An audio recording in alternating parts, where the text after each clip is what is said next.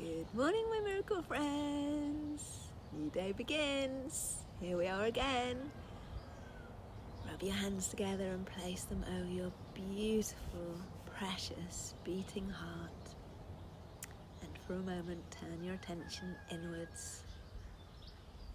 Lesson 39 from A Course in Miracles. My holiness is my salvation. My holiness is my salvation. If guilt is hell, what is its opposite? Like the text for which this workbook was written, the ideas used for the exercises are very simple, very clear, and totally unambiguous.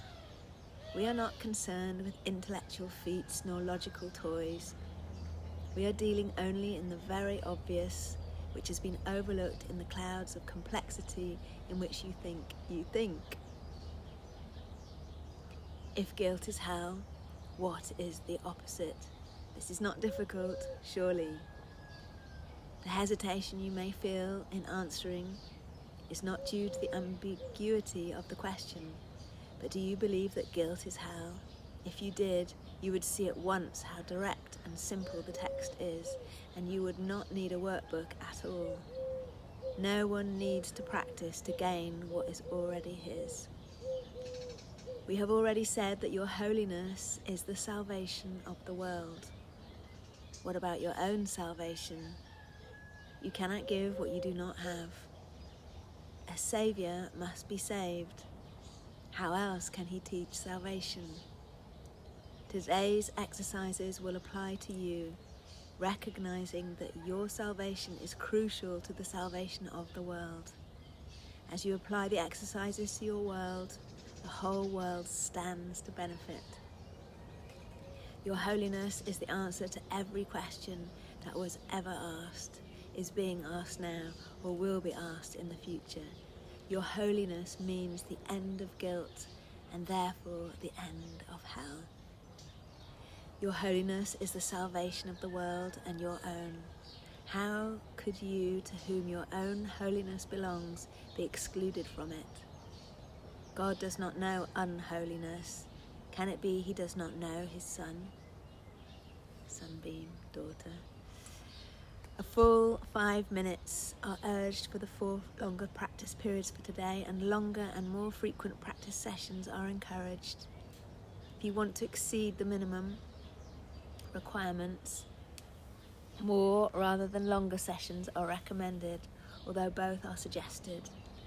Begin the practice periods as usual by repeating today's idea to yourself. Then with closed eyes, search out your unloving thoughts in whatever form they appear. Uneasiness, depression, anger, fear, worry, attack, insecurity, and so on. Whatever form they take, they are unloving and therefore fearful. And so it is from them that you need to be saved. Specific situations, events, or personalities you associate with your unloving thoughts of any kind are suitable subjects for today's exercises. It's imperative for your salvation that you see them differently, and it is your blessing on them that will save you and give you vision. Slowly, without conscious selection and without undue emphasis on anyone in particular, search your mind for every thought that stands between you and your salvation. Apply the idea for today to each of them in this way. My unloving thoughts about blah, blah, blah, are keeping me in hell. My holiness is my salvation. You may find these practice periods easier if you intersperse them with several short periods during which you merely repeat today's idea to yourself slowly a few times. You may also find it helpful to include a few short intervals in which you just relax and do not seem to be thinking of anything. Sustained concentration is very difficult at first.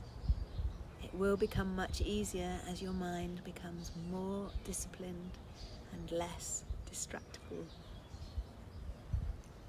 Meanwhile, You should feel free to introduce variety into the exercise periods in whatever form appeals to you. Do not, however, change the idea itself as you vary the method of applying it. However you elect to use it, the idea should be stated so that its meaning is the fact that your holiness is your salvation. End each practice period by repeating the idea in its original form once more and adding, if guilt is hell, what is the opposite?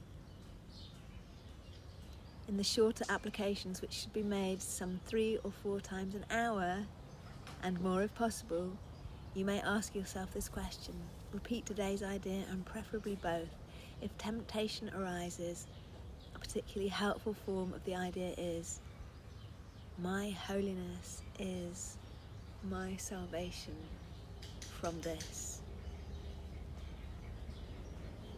Beloved Divine, loving light within us and all around us, the perfect day already exists. Thank you for guiding me and everyone concerned to this. Love before me and love behind me. Love to the left of me and love to the right of me. Love above me and love below me. Love expressed through me. Love emanate from me, touching everyone and everything in the form and the formless. Where would love have me go today? What would love have me do today? What would love have me say or not say today and do? Have an amazing day.